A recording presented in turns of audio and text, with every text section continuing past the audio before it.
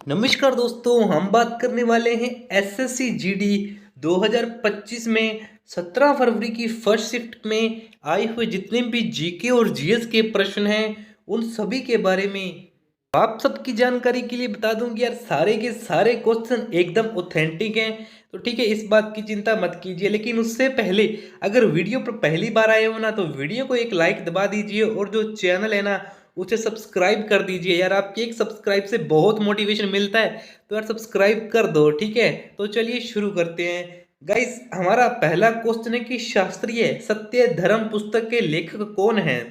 ठीक है, तो इस पुस्तक के लेखक हैं ज्योतिराव गोविंदराव फुले। ठीक है, और जो ज्योतिराव फुले है ना, ये महाराष्ट्र के एक भारतीय सामाजिक कार्यकर्ता, विचारक, जाति विरोध समाज सुधारक और लेखक भी हैं।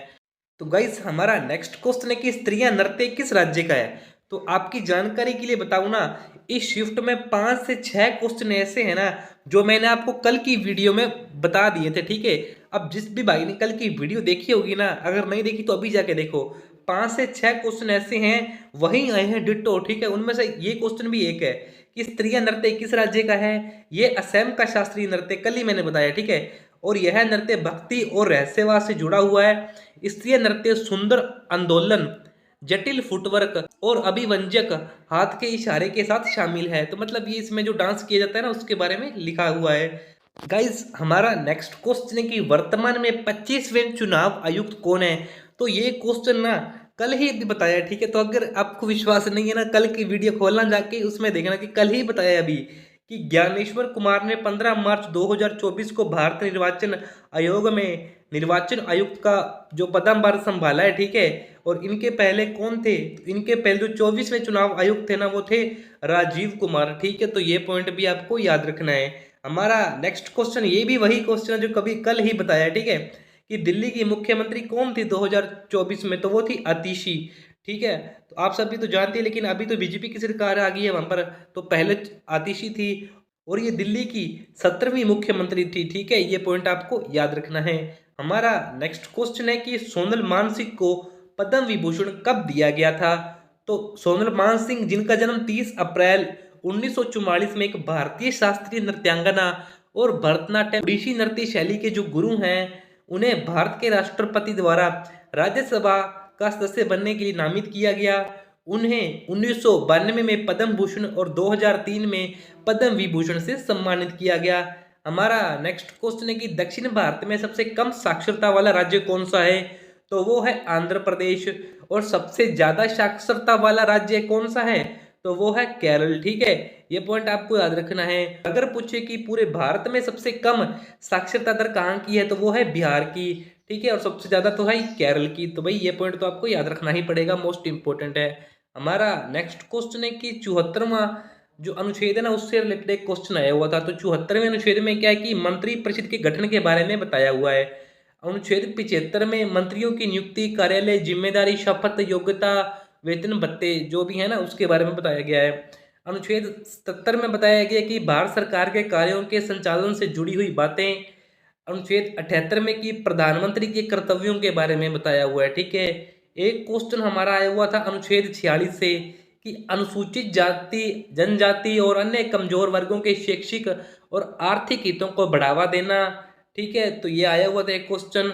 एक हमारा क्वेश्चन आया हुआ था कि प्रदीप कुलकर्णी किससे संबंधित हैं। तो ये एक शतरंज खिलाड़ी हैं। ठीक है, जिन्होंने कई राष्ट्रीय और अंतर्राष्ट्रीय टूर्नामेंट जीते हैं।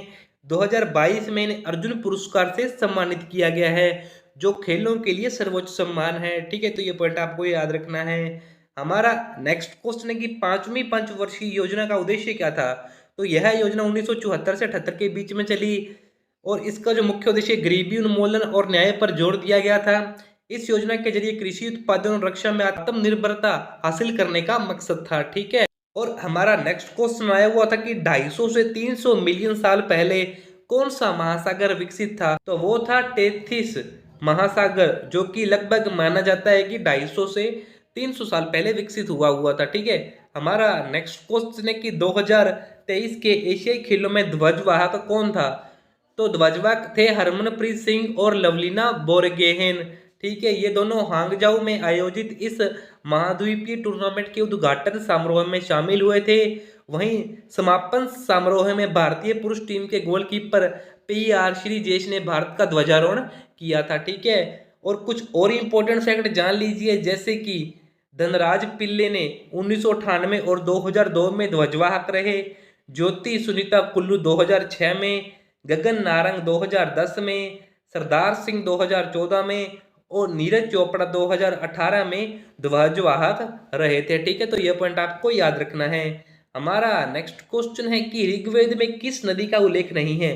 तो ऋग्वेद में नर्मदा नदी का उल्लेख नहीं है, वहीं गंगा, यमुना, सरस्वती, सिंधु, सतलज, व्यास और घग्गर नदियों का उल्लेख पाया जाता है। ठीक है, हमारा नेक्स्ट क्वेश्चन है कि जितने भी पंचवर्षीय योजनाएं थी ना, इनका मुख्य उद्देश्य क्या था? सभी में समानताएं क्या थी?